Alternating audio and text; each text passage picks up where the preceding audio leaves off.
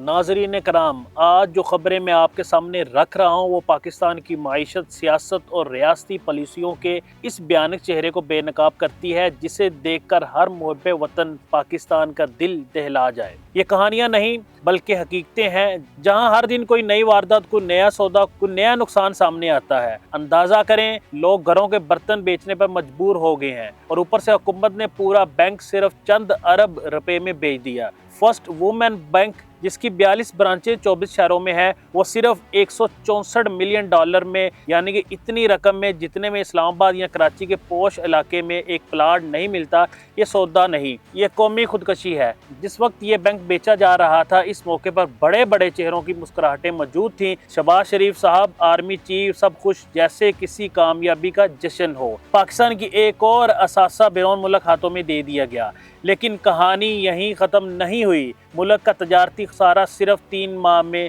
$94 ارب تک پہنچ چکا۔ یہ وہ رقم ہے جسے سن کر ہی سر چکرا جائے، یعنی کہ معیشت کا جنازہ پوری عزت کے ساتھ نکال دیا گیا ہے۔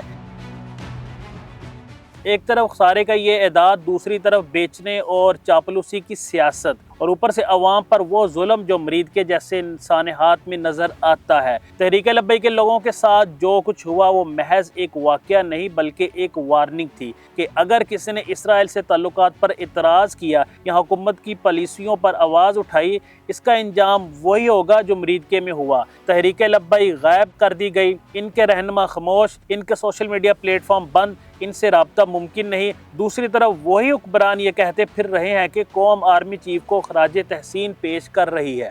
شہباز شریف صاحب، قوم نے آپ کو مسترد کیا تھا، منتخب نہیں کیا۔ آپ کس قوم کی بات کر رہے ہیں؟ وہ قوم جو مہنگائی، بے روزگاری، غربت اور ذلت کے بوجھ تلے دب چکی ہے۔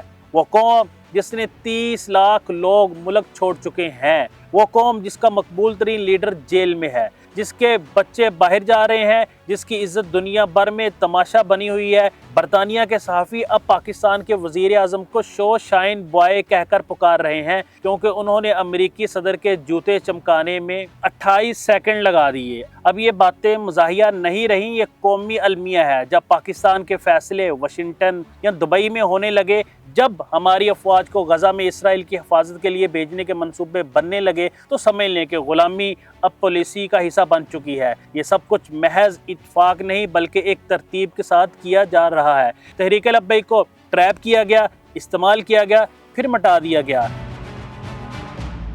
ابراہم اکروڑز کے سائے میں پاکستان کو اسرائیل کے قریب لانے کا جو کھیل شروع ہوا تھا، اس کا حصہ یہی سب واقعات ہیں۔ اور اب افغانستان کے ساتھ محاذ آرائی وہی افغان جنہوں نے پاکستان کی مٹی پر کرکٹ سیکھی، آج وہ پاکستان کے ساتھ کھیلنے سے انکار کر رہے ہیں۔ انڈیا کے بعد اب افغانستان بھی پاکستان سے منہ موڑ چکا ہے۔ یہ سفارتی ناکامی ہے، یہ مکمل سقوط وقار ہے۔ اسپین بولڈک سے مزدوروں کی لاشیں آ رہی ہیں، چمن کے لوگ چیخ رہے ہیں، لیکن اسلام آباد میں جشن ہے۔ اور اسی دوران عمران خان جیل میں بیٹھا ایک اصول پسند وکیل سلمان اکرم راجہ کی تعریف کرتا ہے، کیونکہ اس نے کم از کم ضمیر کا سودا نہیں کیا۔ ناظرین، آج کے حالات اس قدر خطرناک ہیں کہ اگر اب بھی قوم خاموش رہی تو شاید کل ہمارے پاس کچھ کہنے کو باقی نہیں رہے گا۔ بینک بکتے رہیں گے، ادارے گرتے رہیں گے، خون بہتا رہے گا، اور جو آواز اٹھائے گا وہ غائب ہو جائے گا۔ یہ وقت ہے کہ ہم آنکھیں کھول لیں اور دیکھیں ہمارا وطن کس قیمت پر بیچا جا رہا ہے، کیونکہ اگر یہ سلسلہ ایسا ہی چلتا رہا تو ایک دن شاید خبریں آئیں پاکستان بیچ دیا گیا، اور قیمت صرف اتنی تھی کہ سب خاموش تھے۔